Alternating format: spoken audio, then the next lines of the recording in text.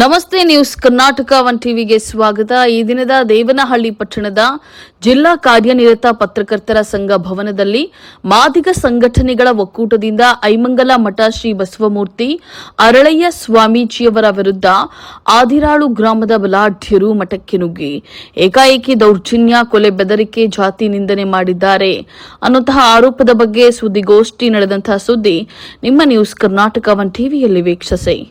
ಕರ್ನಾಟಕ ರಾಜ್ಯದಲ್ಲಿ ದಲಿತ ಸಮುದಾಯದ ಮೇಲೆ ದೌರ್ಜನ್ಯ, ದಬ್ಬಾಳಿಕೆಗಳು ನಡೆಯುತ್ತಲೇ ಬರ್ತಾ ಇದೆ. ಮಾದಿಗ ಸಂಘಟನೆಗಳ ಒಕ್ಕೂಟ ದಲಿತ ಸಮುದಾಯದ ಗೃಹ ಸಚಿವರುಗಳಿದ್ರೂ ಕೂಡ ಇಂತಹ ಹೇಯ ಕೃತ್ಯಗಳು ನಡೆಯುತ್ತಲೇ ಬರ್ತಾ ಇವೆ. ಇದಕ್ಕೆಲ್ಲ ಪೊಲೀಸ್ ಠಾಣೆಗಳಲ್ಲಿ ದಲಿತರಿಗೆ ರಕ್ಷಣೆ ಸಿಗದಿರೋದೇ ಮುಖ್ಯ ಕಾರಣವಾಗಿರುತ್ತದೆ. ಬಲಾಢ್ಯರ ಜೊತೆ ಶಾಮೀಲಾಗ್ತಿರೋದ್ರಿಂದ ದಲಿತರಿಗೆ ನ್ಯಾಯ ಸಿಗ್ತಾ ಇಲ್ಲ. ಸಾಮಾನ್ಯ ದಲಿತರ ಮೇಲೆ ನಡೆಯುವಂತಹ ದೌರ್ಜನ್ಯ, ಕೊಲೆ, ಬೆದರಿಕೆ, ಜಾತಿ ನಿಂದನೆಗಳು ಸರ್ವೇ ಸಾಮಾನ್ಯವಾಗದೆ ಒಬ್ಬ ಪರಿಶಿಷ್ಟ ಜಾತಿಯ ಮಠದ ಸ್ವಾಮೀಜಿಗಳಾದಂತಹ ಶ್ರೀ ಬಸವಮೂರ್ತಿ ಅರಳಯ್ಯ ಸ್ವಾಮೀಜಿ ಐಮಂಗಲ ಮಠ ಇವರ ಮೇಲೆ ದಿನಾಂಕ 5/7/2026 ರಾತ್ರಿ ಸಮಯದಲ್ಲಿ ಆದಿರಾಳು ಗ್ರಾಮದ ಸವರ್ಣೀಯ ಕುಮ್ಮಕ್ಕಿಯಿಂದ ಪ್ರಚೋದನೆ ಮಾಡಿ ಮಠಕ್ಕೆ ನುಗ್ಗಿ ಏಕಾಏಕಿ ದೌರ್ಜನ್ಯ ಮತ್ತು ಜಾತಿ ನಿಂದನೆ ಮಾಡಿ ಕೊಲೆ, ಬೆದರಿಕೆ ಹಾಕಿ ಹಿಗ್ಗಾಮುಗ್ಗುವಾಗಿ ಥಳಿಸಿರುತ್ತಾರೆ ಅಂತ ಹೇಳಿ ಆರೋಪಿಸಿದ್ರು. ಭಯಭೀತರಾದಂತಹ ಶ್ರೀ ಬಸವಮೂರ್ತಿ ಅರಳಯ್ಯ ಸ್ವಾಮೀಜಿ ಮತ್ತು ಇವರ ಕಾರು ಚಾಲಕ ಐಮಂಗಲ ಪೊಲೀಸ್ ಠಾಣೆಗೆ ಹೋಗಿ ದೂರು ಕೊಡಲು ಹೋದಾಗ ಕಂಪ್ಲೇಂಟ್ ಕೊಡ್ತೀಯಾ ಅಂತ ಹೇಳಿ ಅವಾಚ್ಯ ಶಬ್ದಗಳಿಂದ ಕಿಡಿಕಾರಿದ್ದಾರೆ ಅಂತ ಹೇಳಿ ಆರೋಪಿಸಿ ಮಾತನಾಡಿದ್ರು. ಕೃತ್ಯ ಎಸಗಿರುವಂತಹ ಅಪರಾಧಿಗಳ ಮೇಲೆ ಕಾನೂನು ರೀತಿಯ ಕಠಿಣ ಕ್ರಮವನ್ನ ಕೈಗೊಂಡು ಇಂತಹ ಸಮಾಜ ದ್ರೋಹಿಗಳನ್ನ ಜೈಲಿಗೆ ಕಳಿಸಬೇಕು. ಯಾವುದೇ ಕಾರಣಕ್ಕೂ ಕೃತ್ಯ ಎಸಗಿದವರಿಗೆ ಬೇಲ್ ಸಿಗಬಾರದು. ಮಠಕ್ಕೆ ಪೂರ್ಣ ಪೊಲೀಸ್ ರಕ್ಷಣೆ ಒದಗಿಸಬೇಕು ಅಂತ ಹೇಳಿ ತಿಳಿಸಿದ್ರು. ಇನ್ನು ತಪ್ಪಿದ್ದಲ್ಲಿ ನಮ್ಮ ಸಂಸ್ಥೆಯು ಐಮಂಗಲ ಪೊಲೀಸ್ ಠಾಣೆಯ ಎದುರು ಪ್ರತಿಭಟನೆಯನ್ನ ಹಮ್ಮಿಕೊಳ್ಳಲಾಗುವುದು. ಈ ವಿಚಾರದಲ್ಲಿ ಗೃಹ ಸಚಿವರು ಗಮನ ಹರಿಸಿ ನಿರ್ದಾಕ್ಷಿಣ್ಯವಾಗಿ ಸೂಕ್ತ ಕ್ರಮಕ್ಕೆ ಆದೇಶ ನೀಡಬೇಕು ಅಂತ ಹೇಳಿ ಒತ್ತಾಯಿಸಲಾಗಿದೆ. ಈ ಘಟನೆ ನಡೆದು 10 ದಿನಗಳು ಕಳೆದರೂ ಕೂಡ ರಾಜ್ಯದ ನಮ್ಮ ಸಮುದಾಯದ ಮಠಗಳ ಸ್ವಾಮೀಜಿಗಳಾಗ್ಲಿ, ರಾಜಕೀಯ ಮುಖಂಡರುಗಳಾಗ್ಲಿ ಈ ಹೇಯ ಕೃತ್ಯದ ಬಗ್ಗೆ ಮೌನವಾಗಿರೋದು ಖಂಡನೀಯ. ಕೂಡಲೇ ರಾಜ್ಯ ಸರ್ಕಾರ ಉನ್ನತ ಮಟ್ಟದ ಎಸ್ಐಟಿ ಅಥವಾ ಸಿಬಿಐಗೆ ಪ್ರಕರಣವನ್ನ ಒಪ್ಪಿಸಬೇಕು ಅಂತ ಹೇಳಿ ಸುದ್ದಿಗೋಷ್ಠಿಯಲ್ಲಿ ಒತ್ತಾಯಿಸಿದ್ರು.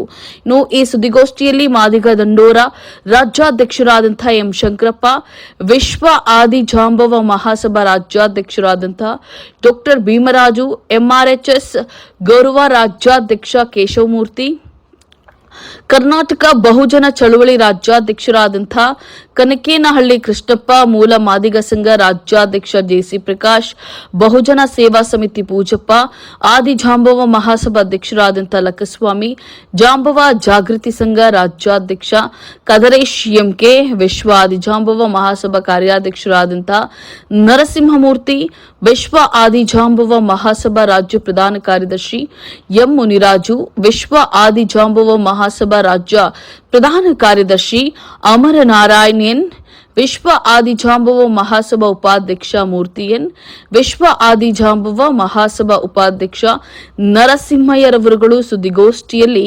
ಉಪಸ್ಥಿತರಿದ್ದರು. ನಮ್ಮ ಪ್ರಕಾರ ಸುಮಾರು 45 ವರ್ಷಗಳ ಹೋರಾಟದಲ್ಲಿ ನಮ್ಗೆ ಇತ್ತೀಚೆಗಂತೂ ತುಂಬ ಬೇಸರ ಆಗ್ತಾ ಇದೆ. ಯಾಕೆಂತಂದರೆ ಕರ್ನಾಟಕ ರಾಜ್ಯದಲ್ಲಿ ದಲಿತರ ಮೇಲೆ ಮೇಲಿಂದ ಮೇಲೆ ದೌರ್ಜನ್ಯಗಳು, ಜಾತಿ ನಿಂದನೆಗಳು, ಕೊಲೆ ಬೆದರಿಕೆಗಳು ಮೇಲಿಂದ ಮೇಲೆ ನಡೀತಾನೆ ಇದ್ದಾವೆ. ಆದರೆ ನಮಗೇನಪ್ಪ ಅಂದರೆ ಈ ಸರ್ಕಾರದಲ್ಲಿ ನಿಮ್ಮೋರೇ ಗೃಹ ಮಂತ್ರಿ ಇದಾರಲ್ಲಪ್ಪ, ನೀವು ಸಾರು ಮಾಡ್ಕೊಂಡಿದ್ದಾರೆ. ನಮ್ಮೋರೇ 2 ಗೃಹ ಮಂತ್ರಿ ಇದ್ರು. ಲಾಸ್ಟ್ ಟೈಮು ಪರಮೇಶ್ವರ್ ಇದ್ರು, ಇವಾಗ ಪ್ರಿಯಾಂಕ ಖರ್ಗೆ ಅವರಿದ್ದಾರೆ. ನಾಮಕಾವಸ್ಥೆಗೆ ನಮಗೆ ನಮ್ಮ ಸಮುದಾಯಕ್ಕೆ ಗೃಹ ಮಂತ್ರಿಗಳಿದ್ದಾರೆ ಅಂತ. ಆದರೆ ಈ ಗೃಹ ಮಂತ್ರಿಗಳು ಇದ್ದಾಗಲೂ ಕೂಡ ಅತಿ ಹೆಚ್ಚಿನ ದೌರ್ಜನ್ಯಗಳು ಜಾಸ್ತಿ ಆಗ್ತದೆ ಕರ್ನಾಟಕ ರಾಜ್ಯದಲ್ಲಿ. ಜಾತಿ ನಿಂದನೆಗಳು, ಹೊಡೆದಾಟಗಳು, ಮತ್ತೆ ಅವ್ರ ಮೇಲೆ ಮಾಡಿರ್ತಕ್ಕಂಥ ಹಲ್ಲೆಗಳು, ದೌರ್ಜನ್ಯ ಹೇಳಕ್ಕಿದ್ದಾಗಿದೆ. ಅದು ನಮ್ಗೇನಾಗಿದೆ ಅಂದ್ರೆ ಈ ಘಟನೆಗಳು ಆದಾಗ ನಾವು ಪ್ರೆಸ್ ಮೀಟ್ ಮಾಡೋದು, ಅವ್ರಿಗೆ ಏನು ರಕ್ಷಣೆ ಕೊಡ್ಬೇಕಂತ ಕೊಡ್ತಕ್ಕಂಥ ಕೆಲಸ ಅದು ಸಾಮಾನ್ಯರಿಗೆ, ಸಾಮಾನ್ಯ ದಲಿತರ ಮೇಲೆ ಆಗ್ತಕ್ಕಂಥದ್ದೇ ಒಂದು ಸರ್ವಸಾಮಾನ್ಯ ಆಗಿದೆ. ಆದರೆ ಈಗ ಮೊನ್ನೆ ನಡೆದಿರ್ತಕ್ಕಂಥ ಚಿತ್ರದುರ್ಗ ಜಿಲ್ಲೆ ಹಿರಿಯೂರು ತಾಲೂಕಲ್ಲಿ ಐಮಂಗಲ ಮಠ ಅಂತ ಏನಿದೆ, ಅಲ್ಲಿ ಶ್ರೀ ಬಸವಮೂರ್ತಿ ಅರಳಯ್ಯ ಸ್ವಾಮೀಜಿ ಅಂತ ಒಂದು ಮಠ ಮಾಡ್ಕೊಂಡಿದ್ದಾರೆ. ಬಹಳ ಚೆನ್ನಾಗಿ ಮಾಡ್ತಾ ಇದ್ದಾರೆ. ಆ ಮಠವನ್ನ ಅಭಿವೃದ್ಧಿಗೊಳಿಸಲಿಕ್ಕೆ ಹೆಚ್ಚಿನ ಒತ್ತು ಕೊಟ್ಟು ಕೆಲಸ ಮಾಡ್ತಾ ಇದ್ದಾರೆ. ಆ ಉದ್ಘಾಟನೆಗೆ ರಾಷ್ಟ್ರಪತಿಗಳನ್ನ ಆಹ್ವಾನ ಮಾಡಿ ಅವರ ಕಡೆಯಿಂದ ಉದ್ಘಾಟನೆ ಮಾಡಿಸಬೇಕು ಅಂತ ಪ್ರಯತ್ನ ನಡೀತಾ ಇತ್ತು. ಆ ನಡೀತಾ ಇರ್ತಕ್ಕಂಥ ಸಂದರ್ಭದಲ್ಲಿ ಏನ್ ರಾಷ್ಟ್ರಪತಿ ಬಂದ್ರೆ ಒಳ್ಳೆ ಹೈಲೈಟ್ ಆಗ್ಬಿಡ್ತಾರಪ್ಪ ಈ ಆಶ್ರಮ ಅಂತ ಹೇಳ್ಬಿಟ್ಟು ಯಾರೋ ಹೊಟ್ಟೆವರಿಗೆ ಆ ಪಕ್ಕದಲ್ಲಿರ್ತಕ್ಕಂಥ ಜಮೀನವರು ಮತ್ತೆ ಒಂದಿಬ್ಬರು 4-5 ಜನ ಲಿಂಗಾಯತರು ಸೇರ್ಕೊಂಡು ಅವ್ರನ್ನ ಏಕಾಏಕಿ ಯಾವ ವಿಚಾರನೂ ಇಲ್ಲ, ಏಕಾಏಕಿ 5ನೇ ತಾರೀಕು 7ನೇ ತಿಂಗಳು ರಾತ್ರಿ 8:30 9:15 ಅವರಿಗೆ ಏಕಾಏಕಿ ಹೋಗ್ಬಿಟ್ಟು ಕಳಿಸಿ ಹೊಡೆದು ಗಲಾಟೆ ಮಾಡಿದ್ದಾರೆ. ಬಹಳ ಅವರಿಗೆ ಇಬ್ಬರು ಕೂಡ ಆಸ್ಪತ್ರೆಯಲ್ಲಿ ಇನ್ನೂ ತಿಳಿಸ್ಕೊಂಡಿಲ್ಲ. ಸ್ವಾಮೀಜಿ ಆಸ್ಪತ್ರೆ ಇದ್ದಾರೆ. ಅಷ್ಟು ಯುದ್ಧಮುಖ ಹೊಡೆದಿದ್ದಾರೆ. ಅದಾದ ನಂತರ ಅವ್ರಿಗೆ ಪಾಪ ಅಷ್ಟೊತ್ತಲ್ಲಿ ಯಾವ ಮೆಂಬರ್ಸ್ ಇರೋದಿಲ್ಲಲ್ಲ, ಅವಾಗ ಏನ್ ಡ್ರೈವರ್ ಕರ್ಕೊಂಡು ಐಮಂಗಲ ಪೊಲೀಸ್ ಠಾಣೆ ಹೋಗಿದ್ದಾರೆ. ಐಮಂಗಲ ಪೊಲೀಸ್ ಠಾಣೆ ಹೋಗಿ ಕಂಪ್ಲೇಂಟ್ ಬರೀತಾ ಇದ್ರೆ ಪೊಲೀಸರು ಎದುರುಗಡೆಗೆ ಬಂದು ಚಪ್ಪಲಿ ನೋಡಿದು ಹೊಡಿದ್ದಾರೆ ಸ್ವಾಮೀಜಿ. ಅಲ್ಲೇ ಸ್ಟೇಷನ್ನಲ್ಲೇ ಪೊಲೀಸರು ಮೂಕ್ ರಕ್ಷಕಾಗಿ ನಿಂತ್ಕೊಂಡು ನೋಡಿದ್ದಾರೆ. ಈ ಒಂದು ಘಟನೆ ನಾನು ಎಲ್ಲಿ ಕೇಳಿಲ್ಲ. ಯಾಕೆಂದ್ರೆ ಹೊರಗಡೆ ಆಗ್ತಕ್ಕಂಥದ್ದು ಸರ್ವಸಾಮಾನ್ಯ. ಪೊಲೀಸ್ ಠಾಣೆ ಒಳಗಡೆನೆ ಒಬ್ಬ ಸ್ವಾಮೀಜಿ ಮೇಲೆ ಇಂಥ ದೊಡ್ಡ ದೌರ್ಜನ್ಯ ಮತ್ತು ಗುಂಡಾಗಿರಿ ಮಾಡಿದೆ ಅಂತಂದ್ರೆ ಅಂತವ್ರನ್ನ ಖಂಡಿತವಾಗಿ ಗಲ್ಲಿಗೇರಿಸಬೇಕು ಅಂತ ನನಗೆ ಅನಿಸುತ್ತೆ. ಖಂಡಿತವಾಗಿ. ಯಾಕೆಂತಂದ್ರೆ ಸ್ವಾಮೀಜಿಗಳ ಮೇಲೆ ಬೇರೆ ಮೇಲೆ ಮಾತ್ರ ಸರ್ವಸಾಮಾನ್ಯ. ಅದರಲ್ಲೂ ಹೊರಗಡೆ ಹಾಕಿದ್ದಲ್ದೇನೆ ಸ್ಟೇಷನ್ ಒಳಗಡೆ ಕಂಪ್ಲೇಂಟ್ ಕೊಡ್ತಕ್ಕಂಥ ಸಂದರ್ಭದಲ್ಲಿ ಚಪ್ಪಲಿ ನೋಡಿದು ಅವನಿಗೆ ಹಿಂಸೆ ಕೊಟ್ಟು ಹೊಡೆದು ಚಿತ್ರಹಿಂಸೆ ಮಾಡಿದ್ದಾರೆ. ಗೃಹ ಮಂತ್ರಿಗಳು ಇದನ್ನ ಬಹಳ ಗಂಭೀರವಾಗಿ ಪರಿಗಣಿಸಿ ಈ ಒಂದು ಅಕ್ಯೂಸ್ಡ್ನ ಜೈಲ್ ಪಾಲ್ ಮಾಡಲಿಕ್ಕೆ ಏನೋ ವ್ಯವಸ್ಥೆ ಮಾಡಬೇಕು, ಮತ್ತೆ SIT ಮತ್ತೆ CBIಗೆ ವಹಿಸಬೇಕು ಅಂತ ನಮ್ಮ ಮಾದಿಗ ಸಂಘಟನೆಗಳ ಒಕ್ಕೂಟ ಆಗ್ರಹ ಮಾಡುತ್ತೆ. ದಾಖಲು ಮಾಡಿದ್ದಾರೆ ಪೊಲೀಸರು. ಅದು ಸುಳ್ಳು. ನಾವು ಒಂದು SIT ಸ್ಪೆಷಲ್ ಇನ್ವೆಸ್ಟಿಗೇಷನ್ ಟೀಮ್ ಮೂಲಕ ಮತ್ತು CBI ಮೂಲಕ ಇದನ್ನ ಎನ್ಕ್ವೈರಿ ಮಾಡಿಸಬೇಕು. ರಾಜ್ಯ ಸರ್ಕಾರ ಎನ್ಕ್ವೈರಿ ಮಾಡಿಸಿ ಇದರ ಹಿಂದೆ ನಿಜವಾದಂತ ಯಾರು ಕಳ್ಳರಿದ್ದಾರೆ, ಯಾರೇ ಆಗಿರ್ಲಿ, ಅದು ಎಷ್ಟೇ ದೊಡ್ಡ ವ್ಯಕ್ತಿ ಆಗಿರ್ಲಿ, ಈ ಒಂದು ಮಠದ ಸ್ವಾಮೀಜಿ ಮೇಲೆ ಹಲ್ಲೆ ಮಾಡುವವರ ವಿರುದ್ಧ ಕಠಿಣವಾದ ಕ್ರಮ ಕೈಗೊಳ್ಳಬೇಕು. SIT ಮೂಲಕ ಸಂಪೂರ್ಣವಾದ ತನಿಖೆ ಆಗಬೇಕು. ತನಿಖೆ ಆಗಿ ಅದನ್ನ ಬಹಿರಂಗಪಡಿಸಬೇಕು ಅಂತ ನಾವು ರಾಜ್ಯ ಸರ್ಕಾರವನ್ನ ಒತ್ತಾಯ ಮಾಡ್ತಾ ಇದ್ದೀವಿ. ಇದು ನಾವು ಇವತ್ತು ಪ್ರಶ್ನೆ ಮಾಡ್ತಾ ಇರೋದು ಕಾಶ್ಮೀರದಲ್ಲಿ ನಡೀತಕ್ಕಂಥ ಒಬ್ಬ ಪಂಡಿತರಿಗೆ ತೊಂದರೆ ಆದ್ರೆ ಬಿಜೆಪಿನವರು RSSನವರು ಪ್ರಶ್ನೆ ಮಾಡ್ತಾರೆ. ಆದ್ರೆ ಇಲ್ಲಿ ಒಬ್ಬ ಹಿಂದೂ ಸ್ವಾಮೀಜಿಗೆ, ಅರಳಯ್ಯ ಸ್ವಾಮೀಜಿಗೆ ದೌರ್ಜನ್ಯ ನಡೆದಿದೆ. ಇದನ್ನ ಪ್ರಶ್ನೆ ಮಾಡದೆ ಸೈಲೆಂಟ್ ಆಗಿ ಕುತ್ಕೊಂಡಿದ್ದಾರೆ ಬಿಜೆಪಿನವರು. ಯಾಕೆ RSS ಯಾಕೆ ಸೈಲೆಂಟ್ ಆಗಿ ಕುತ್ಕೊಂಡಿದ್ದಾರೆ? ಸ್ವಾಮೀಜಿಗಳು ಯಾಕೆ? ಸ್ವಾಮೀಜಿಗಳ ಪರಂಪರೆಗೆ ಧಕ್ಕೆ ತರ್ತಕ್ಕಂಥ ವಿಚಾರ ಇದು. ಎಷ್ಟೋ ಜನ ಸ್ವಾಮಿ, ಯಾಕೆ ದಲಿತ ಸ್ವಾಮೀಜಿ ಬೇರೆ, ಬೇಜಾವರ ಶ್ರೀ ಸ್ವಾಮೀಜಿ ಬೇರೆ, ಅಥವಾ ಬಾಲಗಂಗಾಧರ ಸ್ವಾಮೀಜಿ ಬೇರೆನಾ? ಯಾವುದೇ ಸ್ವಾಮೀಜಿಗಳಿಗೆ ದೌರ್ಜನ್ಯ ಆದ್ರೂ ಕೂಡ ಅದು ಹಿಂದೂ ಧರ್ಮದ ಮೇಲೆ ಆಗ್ತಕ್ಕಂಥ ದೌರ್ಜನ್ಯ ಆಗ್ತದೆ. ಆದ್ರಿಂದ ಎಲ್ಲಾ ಸ್ವಾಮೀಜಿಗಳು ಇದ್ರ ಬಗ್ಗೆ ಧ್ವನಿಯನ್ನ ಎತ್ತಬೇಕು.